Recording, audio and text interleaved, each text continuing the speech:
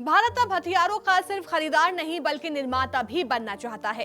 एक ऐसा देश जो दशकों से अपनी सुरक्षा जरूरतों के लिए अमेरिका, रूस, फ्रांस जैसे देशों पर निर्भर था, अब मेक इन इंडिया के जरिए हथियार निर्माण में आत्मनिर्भर बनने की राह पर है।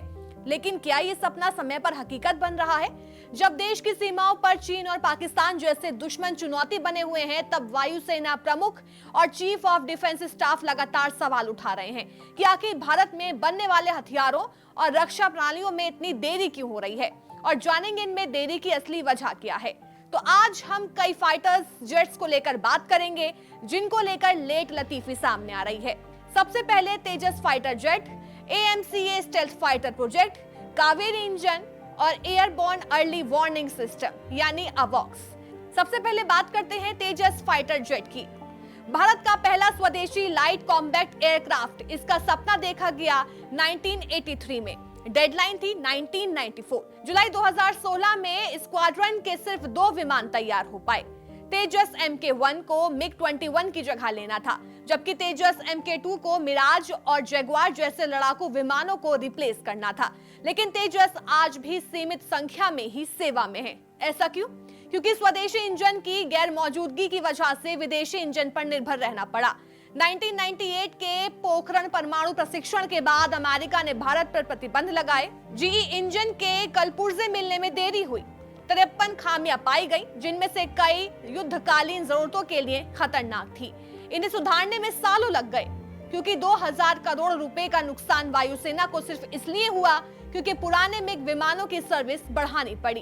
अब बात कर लेते हैं AMCA की, एडवांस मीडियम कॉम्बैट एयरक्राफ्ट यानी AMCA, भारत का 5th generation stealth fighter programme. 2007 में रूस के साथ FGFA नाम से समझौता हुआ था, लेकिन 2018 तक प्रोजेक्ट ठप हो गया। भारत ने अकेले 2010 में AMCA की दिशा में कदम बढ़ाया, लेकिन पहला प्रोटोटाइप अब जाकर 2025 में ही मंजूरी के करीब पहुंचा है।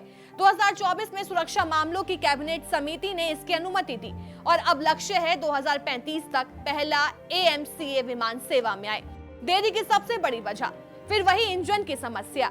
GE 414 इंजन को भारत में बनाने का समझौता हुआ, लेकिन अमेरिका की घरेलू पॉलिटिक्स ने इसे भी मुश्किल में डाल दिया। फ्रांस की साफरन कंपनी के साथ भी बात चल रही है, लेकिन ठोस परिणाम अब तक नहीं मिले। HAL की सीमाओं की वजह से अब प्राइवेट इंडस्ट्री को इसमें शामिल किया जा रहा है। अब बात करेंगे कावेरी इंजन की। 1986 में DRDO को सौंपा गया था कावेरी जेट इंजन प्रोजेक्ट। लक्ष्य था तेजस जैसे हल्के लड़ाकू विमान के लिए स्वदेशी इंजन बनाना। 1995 में पहला प्रोटोटाइप टेस्ट हुआ। 1998 में परमाणु प्रशिक्षण हुआ। अमेरिका ने प्रतिबंध लगाए और कल पुर्जे मिलने बंद हो गए। 2004 में रूस में टेस्ट हुआ, लेकिन ऊंचाई वाले टेस्ट फेल हुए। 2014 तक इसे आधिकारिक रूप से बंद मान लिया गया, लेकिन 2016 में फ्रांस की साफरन कंपनी ने दोबारा रुचि दिखाई। अब इसे घातक स्टेल्थ ड्रोन्स में लगाया जाएगा। लेकिन समस्या क्या रही? थ्रस्ट टू वेस्ट रेशियो कम, अतिरिक्त गर्मी पैदा करना, आवश्यक पावर नहीं देना और साथ ही DRDO की साझेदारी में कोताही।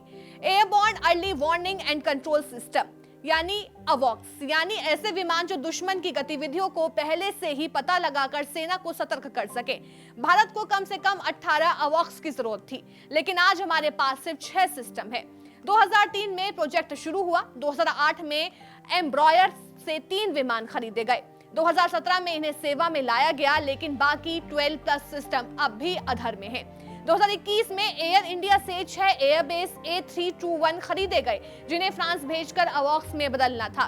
2024 तक प्रोजेक्ट अब भी अधूरा है और समय सीमा अब 2026 से 27 तक खिसक चुकी है। लेकिन रुकावटें क्या हैं? कॉस्टिंग को लेकर सरकारी अनिर्णय, फ्रेम मॉडिफिकेशन और रडार फिक्सिंग में लंबा समय और सरकारी टेंडर प्रोसेस में विलंब। भारत की राह मुश्किल। ये सभी प्रोजेक्ट्स भारत के आत्मनिर्भर बनने की दिशा में अहम हैं, लेकिन सवाल सिर्फ बनाने का नहीं है, समय पर और विश्वसनीय तरीके से डिलीवरी करने का है। जब वायुसेना प्रमुख और चीफ ऑफ डिफेंस स्टाफ खुद इन देरी पर सवाल उठा रहे हैं, तो ये सिर्फ टेक्निकल नहीं, राष्ट्रीय सुरक्षा का मुद्दा बन जाता है। अब जरूरत है साफ नीति, निजी कंपनियों को खुला मौका और वैश्विक साझेदारी के साथ व्यवहारिक समझौतों की, वरना हम अगली पीढ़ी के युद्ध में भी पुराने सिस्टम्स के भरोसे खड़े रह जाएंगे।